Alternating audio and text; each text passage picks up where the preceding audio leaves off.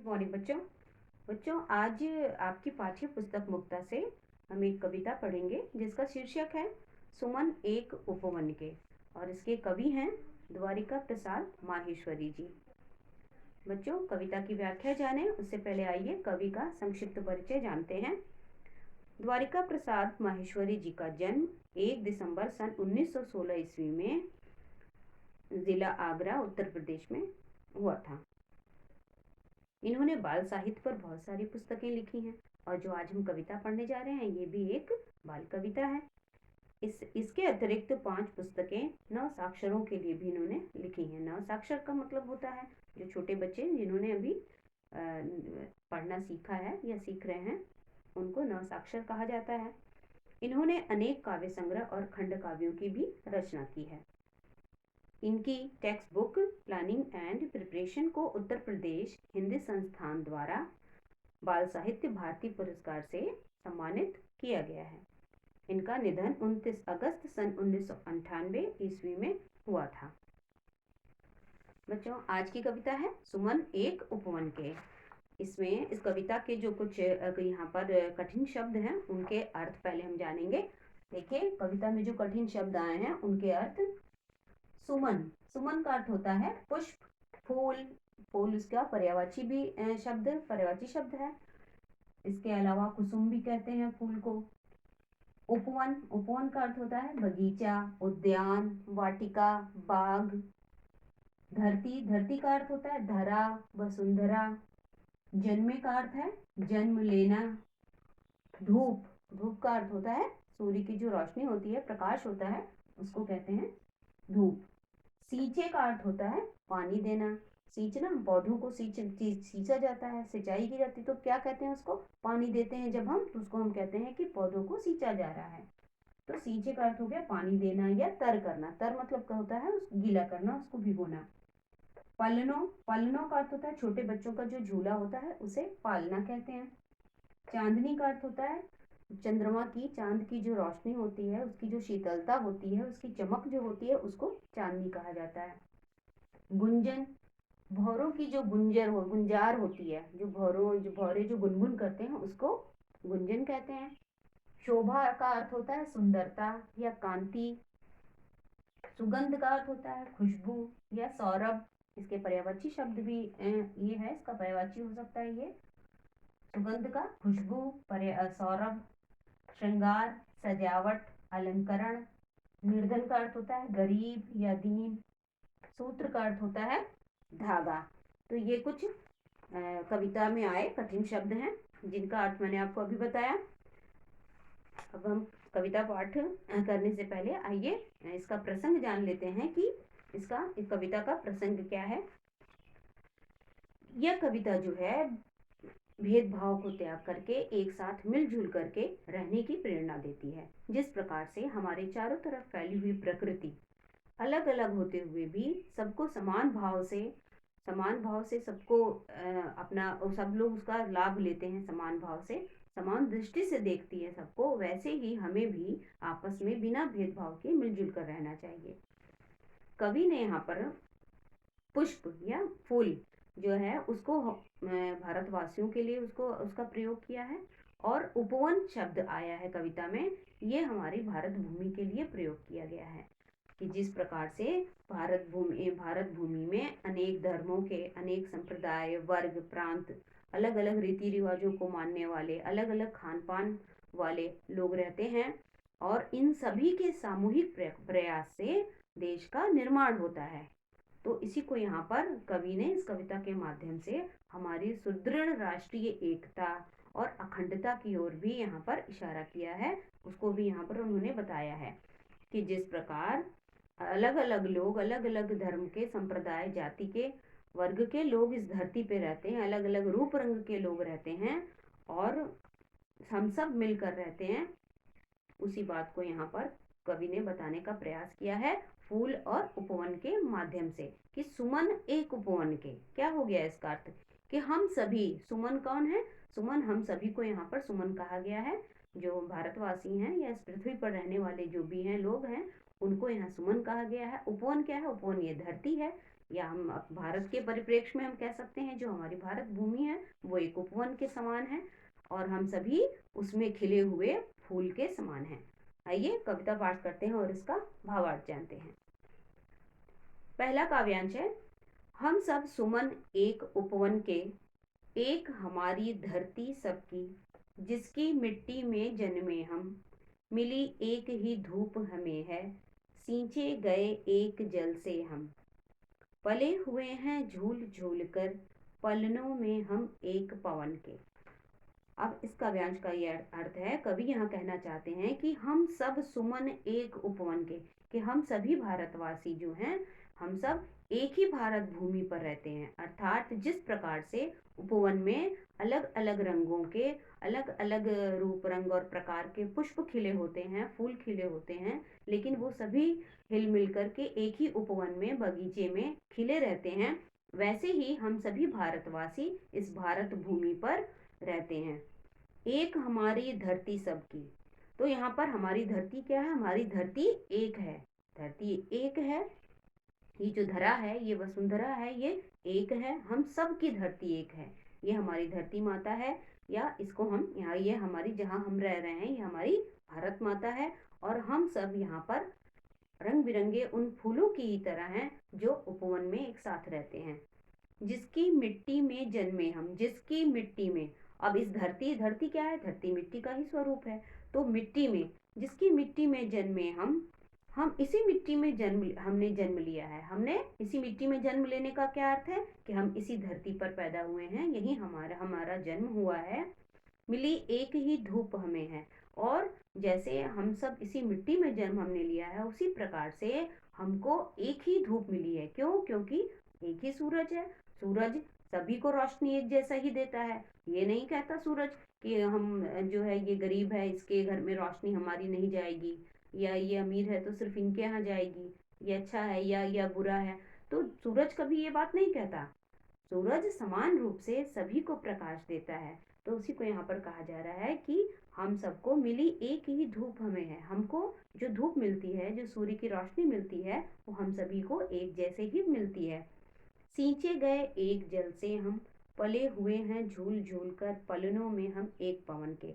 अब सींचे गए हैं, सींचे गए का अर्थ होता है पानी देना। यहाँ पर फूल और उपवन की बात हो रही है, इसीलिए यहाँ पर कवि ने सींचे गए शब्द का प्रयोग किया है कि फूलों को सींचा जाता है। तो हम सभी फूल हैं अगर, तो हमको भी सींचा गया है एक ही जल से। जो इस धरती पे कोई नदी बह रही है, अगर नदी से पानी हमको मिलता है तो वो उस नदी का पानी हमें समान रूप से मिलता है। नदी कभी ये नहीं कहती कि हम इसको पानी नहीं देंगे, उसको नहीं देंगे, सिर्फ इसको ही देंगे।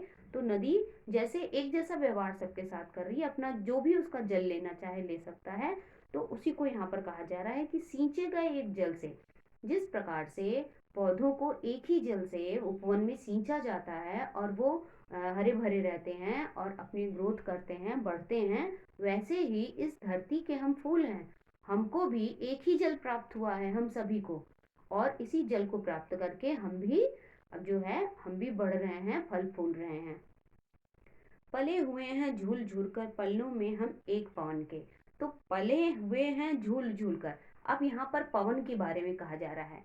अभी हमने देखा कि मिट्टी को कहा गया, सूर्य को कहा गया और जल को कहा गया। अब यहाँ पर पवन माने हवा, हवा को कहा जा रहा है कि जब हवा चलती है, हवा का झोंका किसी एक को नहीं लगता, वो हम सभी को लगता है। अगर हवा चल रही है तो हम सभी को महसूस होता है कि हवा चल रही है। तो हवा भी कोई भेदभाव नहीं करती कि हम इसको, मेरा जो है इसको कम हवा लगेगी, इसको अधिक हवा लगेगी, ऐसा कभी भी हवा नहीं सोचती। जब हवा लगती है तो सभी को लगती है, और हवा नहीं चलती है तो किसी को नहीं लगती है। तो यहाँ पर यही कहने का तात्पर्य ये है कि पले हुए हैं झूल झूल कर। तो हम सब जब हवा चलती है तो फूल देखे, फूल भी हिलते डुलते हैं और झूलते, जैसे झूले में झूल रहे हो इस तरह से हिलते हैं, तो हम फूल के ही समान हैं। तो हमें जो हवा का झोंका लगता है तो वो हमको आनंद प्राप्त होता है उससे, अगर हमें वो हवा का झोंका लगता है। तो पल्लों में हम एक पवन के, मतलब कहने का वही तात्पर्य हो गया यहाँ पर कि जो इस पवन ने जो हमें जो है पल्लों में, पलना झूलते हैं, जब एक सबको, जब कोई झूला झूलता है और हवा चलती है तो वो सबको एक समान लगेगी। तो उसी को यहाँ पर कहा जा रहा है। पल्लों का अर्थ होता है छोटे बच्चों का जो झूलने वाला पलना होता है। तो जैसे कोई छोटे बच्चे को झुलाता है पालने में और बच्चे को झुलाता है, उसी प्रकार से ये पवन हमें अपने झोंकों के द्वारा झुलाती है। और कैसे झुलाती है? एक समान झुलाती है, अर्थात हमको पवन का झोंका भी एक समान ही महसूस होता है, किसी को ज्यादा और किसी को कम नहीं देती है अपना झोंका पवन, सबको एक समान ही वो हवा लगती है। दूसरा काव्यांश है, हम सब सुमन एक उपवन के, सूरज एक हमारा जिसकी किरणें उर की कली खिलाती, एक हमारा चांद चांदनी जिसकी हम सबको नहलाती, मिले एक से स्वर हमको हैं भ्रमरों के मीठे गुंजन के। अब यहाँ पर सुमन और उपवन की बात की जा रही है, सुमन और उपवन की, तो यहाँ पर सभी चीजें, सारी प्रकृति की बात की जा रही है, तो प्रकृति कोई भेदभाव नहीं करती, तो उसी को यहाँ कहा जा रहा है कि हम सभी एक ही उपवन के फूल हैं। सूरज एक हमारा, हमारा सूरज भी है, हमारा सूरज तो एक ही है ना, पूरे यहाँ पर एक ही सूरज है हमारा जो हमको रोशनी देता है, जिसकी किरणें उर की कली खिलाती। अब जब सूरज की किरण उपवन में कलियों पर पड़ती है तभी कलियां खिलती हैं, फूल खिल उठते हैं, तो उसको कह रहे हैं, उसी को कह रहे हैं कवि कि जब किरणें जो हैं, किरणों पर सूर्य की किरणें जब फूलों पर कलियों पर पड़ती हैं तो वो खिलती हैं, और इस तरह से क्या होता है, वो किरणें क्या करती हैं, उर की कली, उर माने होता है हृदय, उर की कली का अर्थ हो गया यहाँ पर जब खिलती है कली तो प्रसन्नता होती है, तो उर की कली खिलने का अर्थ यहाँ हो गया कि हम सभी प्रसन्न होते हैं, खुश होते हैं जब सूरज की रोशनी हम पर पड़ती है। एक हमारा, क्योंकि सूरज जो है, सूरज को माना गया है वो जीवन का प्रतीक है सूरज। एक हमारा चांद चांदनी जिसकी हम सबको नहलाती। अब चांद भी एक ही है भाई, हम सभी लोग अपने अपने आंगन में जाकर देखिए, चांद एक ही है, आप सभी हम सभी जानते हैं कि एक चांद है, तो हमारा चांद भी क्या है, एक ही है, जो हमें सभी को क्या करता है, अपनी जो चांदनी है, जो उसकी रोशनी है, जो उसकी चमक है, वो अपनी चमक से सभी को एक जैसा ही प्रकाश देता है रात्रि में, और उसकी चांदनी से हमें शीतलता मिलती है, तो हमें देखने में भी बहुत सुखद लगता है और बहुत सुखद हम महसूस करते हैं। तो इसी को कवि यहाँ पर कहना चाह रहे हैं कि हमारा चांद भी एक ही है, और जिसकी चांदनी जो है हम सभी को समान रूप से नहलाती है, मतलब हम सभी पर समान रूप से वो पड़ती है और शीतलता हमें चांद देता है। मिले एक से स्वर हमको हैं भ्रमरों के मीठे गुंजन के।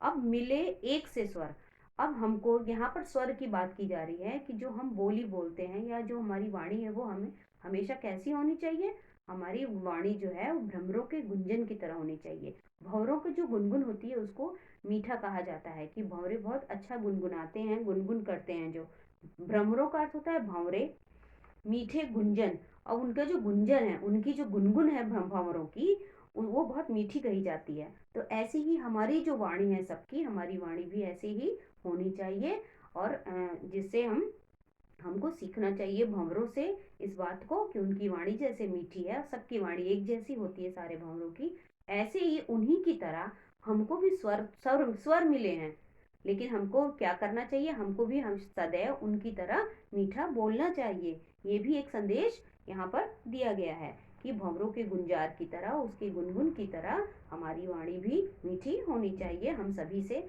प्रेम पूर्वक बोलें, कभी किसी से कटु वचन न बोलें। तीसरा काव्यांश है, हम सब सुमन एक उपवन के, रंग रंग के रूप हमारे, अलग अलग है क्यारी, लेकिन हम सबसे ही मिलकर है उपवन की शोभा सारी, एक हमारा माली हम सब रहते नीचे एक गगन के। अब यहाँ पर भी कवि ने वही बात कहनी चाहिए कि हम सब सुमन एक उपवन के, रंग रंग के रूप हमारे, जैसे बगीचे में अलग अलग कलर के, अलग अलग रंगों के फूल खिले होते हैं, वैसे ही इस धरती पर मनुष्य जो है वो भी अलग अलग रूप रंग के होते हैं, कोई गोरा होता है, कोई काला होता है, कोई छोटा होता है, कोई मोटा होता है, तो इस तरह से मनुष्यों में भी अलग अलग प्रकार हैं। तो हम अलग अलग रंगों के जरूर हैं, लेकिन जिस प्रकार रंग बिरंगे फूल उपवन में रहते हैं वह हिल मिल करके, वैसे ही हम सभी इस जो है धरती रूपी जो उपवन है वहां पर रहते हैं। अलग अलग है क्यारी, भले हमारी जो क्यारियां हैं, देखिए एक बगीचे में क्या होता है, क्यारी का क्या अर्थ होता है, क्यारी का अर्थ होता है जो क्यारियां बनाए उपवन में या बागीचे में, जो है उद्यानों में थोड़ी थोड़ी दूर पर जो है मेड़ों के माध्यम से, जो मेड़ जानते हैं, जो घेरा जाता है, छोटी छोटी बाउंड्रीज होती हैं, उनसे घेर दिया जाता है जमीन को, छोटे छोटे विभागों में, छोटे छोटे टुकड़ों में घेर दिया जाता है, और अलग अलग प्रकार के फूलों को वहां लगाते हैं कि यहाँ पर ये वाला फूल है, यहाँ ये वाला इस रंग का फूल है, तो अलग अलग क्यारियों में हम उसको लगाते हैं, तो उसी को क्यारी कहते हैं। और इसी प्रकार से जो हम सभी हैं, कोई कहीं रहता है, कोई हम यहाँ इलाहाबाद में हम सभी रह रहे हैं, कोई कहीं और रह रहा है, कोई मध्य प्रदेश में रह रहा है, कोई कर्नाटका में है, कोई केरल में, तो ये सब हमारी क्यारियां हैं। और इन सब में हम सभी अलग अलग फूलों की भांति, अलग अलग रंगों के फूलों की भांति रहते हैं। तो उसी को यहाँ पर कह रहे हैं कवि कि अलग अलग है क्यारी, हम सभी की क्यारियां अलग अलग हैं। क्यारियां अलग अलग है मतलब हम सबका जो है रूप रंग अलग अलग है, हमारे प्रांत अलग अलग हैं, जिस स्थान हमारे अलग अलग हैं, हम अलग अलग रीति रिवाजों को मानने वाले हैं, हमारा खान पान भी अलग हो जाता है, लेकिन फिर भी हम एक धरती पे एक साथ मिल करके हम रहते हैं, और हम सभी एक हैं, हम सभी भारतीय हैं। लेकिन हम सबसे ही मिलकर हैं उपवन की शोभा सारी। लेकिन अब कवि क्या कह रहे हैं कि इन सभी फूलों से ही उपवन की शोभा होती है कि नहीं। फूल जो है, जब फूल नहीं रहेंगे उपवन में, तो उपवन का क्या मतलब है, कोई मतलब नहीं। तो इसी प्रकार से इस धरती पर, इस भारत भूमि पर जो लोग रहते हैं, उन्हीं से इस भारत भूमि की शोभा है ना। उसी से भारत, भारत क्यों कहते हैं हम भारतीय हैं, क्योंकि हम भारत में रहते हैं, इसलिए हम भारतीय हैं। अगर भारत कोई यहाँ रहे ही ना, तो भारत का कोई मतलब, क्या मतलब है, कोई मतलब नहीं रह जाएगा। तो उसी प्रकार कहा जा रहा है कि हम सभी जो मिलजुल कर यहाँ रह रहे हैं, और उसी को वही हम, इसकी शोभा है कि हम सब मिलजुल कर एक साथ यहाँ रह रहे हैं। अलग अलग प्रांतों के, अलग अलग रीति रिवाजों, वर्ग संप्रदाय के होते हुए भी हम सभी यहाँ एक होकर रह रहे हैं, क्योंकि हम सभी भारतीय हैं। एक हमारा माली, हम सब रहते नीचे एक गगन के। अब यहाँ कवि ये कहना चाह रहे हैं कि एक हमारा माली, माली यहाँ पर ईश्वर को कहा गया है। कि अब उपवन की देख रेख कौन करता है, उपवन की देख रेख माली करता है। उसको बागवान भी कहते हैं। बागवान मतलब होता है जो परिवार का मुखिया है। माली कौन होता है, उपवन का मुखिया है। तो इस पूरी धरती का मुखिया कौन है, हम सभी को देखने वाला, हम सभी उस एक ईश्वर की संतानें हैं। भले हमारे धर्म अलग हैं, हमारे संप्रदाय अलग हैं, हमारा वर्ग अलग है, हमारी जात अलग है, हमारे प्रांत अलग हैं, रीति रिवाज, पहनावा सब अलग है, उसके बावजूद हम सब किसकी संतानें हैं, हम सब उस एक ईश्वर की संतानें हैं। इसी बात को यहाँ कवि कहना चाह रहे हैं कि हम सबका जो माली है, हम सबको जो देखने वाला है, वो कौन है, वह ईश्वर है, वह एक ईश्वर है। रहते नीचे एक गगन के, गगन का अर्थ होता है व्योम, नभ, आकाश। तो हम सभी मिल करके इस आकाश के नीचे रहते हैं। अब यहाँ देखिए, हमने कितने प्रकृति में कितनी चीजों की बात करी, हमने सुमन की बात की, उपवन की बात की, धरती की बात की, सूर्य की बात की, हमने जल की बात की, हमने पवन की बात की, और हमने जो है यहाँ पर फिर अब किसकी बारी, अब हमने आकाश की बात की। अब ये सारा आकाश एक है, इसके नीचे ही हम सब हिल मिल कर रहते हैं। क्या आकाश ये कहता है आकर के कि नहीं आप हट जाइए इधर से, यहाँ मत रहिए। तो यहाँ कहने का तात्पर्य है कि कोई भेद नहीं कर रहा, प्रकृति में कोई भी भेद नहीं कर रहा, सभी हमें समान रूप से अपना स्नेह और प्रेम देते हैं। इसलिए हम मानव के, हमारे अंदर, हम मनुष्यों का ये एक अवगुण है कि हम भेदभाव करते हैं। ये प्रकृति में हमें कभी नहीं सिखाती, प्रकृति भेदभाव करना हमें कभी नहीं सिखाती। और ये मनुष्य का ये अवगुण है कि मनुष्य आपस में भेदभाव करते हैं और एक दूसरे को नीचा दिखाते हैं, कटु वचन बोलते हैं। तो इन्हीं सब प्रकृति की चीजों के माध्यम से ही, प्राकृतिक चीजों के माध्यम से ही कभी हमको ये बताना चाह रहे हैं, ये संदेश देना चाह रहे हैं कि हमें भी भेदभाव नहीं करना चाहिए। जब प्रकृति हमारे साथ एक है, तो हम क्यों आपस में भेदभाव करते हैं, क्यों हम अपने द्वेष पालते हैं एक दूसरे के लिए। हम सबको भी मिलजुल करके रहना चाहिए। अंतिम काव्यांश है, हम सब सुमन एक उपवन के, कांटों में खिलकर हम सब ने, हंस हंस कर है जीना सीखा, एक सूत्र में बंध कर हमने, हार गले का बनना सीखा, सबके लिए सुगंध हमारी, हम श्रृंगार धनी निर्धन के, हम सब सुमन एक उपवन के। अब ये सुमन, हम सुमन के माध्यम, सुमन संबोधन यहाँ पर कर रहा है। सुमन मतलब फूल, फूल कह रहा है कि कौन है, हम सभी एक ही उपवन के सुमन हैं, एक ही उपवन के, एक ही बागीचे के फूल हैं। कांटों, अब इस काव्यांश में कवि ने जो है भारत भूमि की प्रशंसा भी की है। जो भारत वासियों की, जो भारत में जो लोग रहते हैं उनकी प्रशंसा करते हुए कवि कह रहे हैं कि कांटों में खिलकर हम सबने हंस हंस कर जीना सीखा। अब कांटों में खिलकर क्यों कहा गया है? क्योंकि देखिए, हमें जब कोई उद्देश्य प्राप्त करना होता है, लक्ष्य प्राप्त करना होता है, तो हमें बहुत हार्डवर्क करना होता है, हमें परिश्रम करना होता है, और तभी हम कुछ अच्छी चीज को हम कोई कर पाते हैं। तो उसी को यहाँ पर कहा, वो मान लीजिए कोई गुलाब का फूल है, सबसे सुंदर कहा जाता है। गुलाब का फूल किसके बीच रहता है? गुलाब का फूल कांटों के बीच में रहता है। और अगर हमें गुलाब का फूल लेना है, तोड़ना है, तो हमें कांटों के बीच में से उसको तोड़ना पड़ेगा। तो कोई भी कार्य जब हम करते हैं, तो कोई भी कार्य को पूरा करना चाहते हैं, तो उसके लिए हमें बहुत परिश्रम करना पड़ता है। तो हम सब कैसे हैं भारतवासी?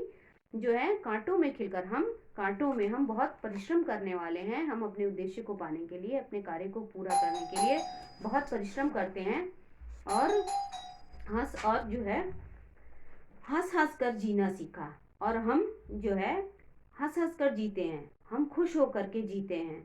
हम जो है इतने मुसीबतों का सामना करने के बाद भी हम हंस हंस कर जीते हैं और अपने जीवन को सफल बनाते हैं। एक सूत्र में बंधकर हमने हार गले का बनना सीखा। अब एक सूत्र, सूत्र माने होता है धागा, में बंधकर, हम एक सूत्र में बंधे हुए हैं, एकता के, एकता का सूत्र। यहाँ पर सूत्र का अर्थ एकता के सूत्र से है कि हम एकता के सूत्र में हम सभी बंधे हुए हैं।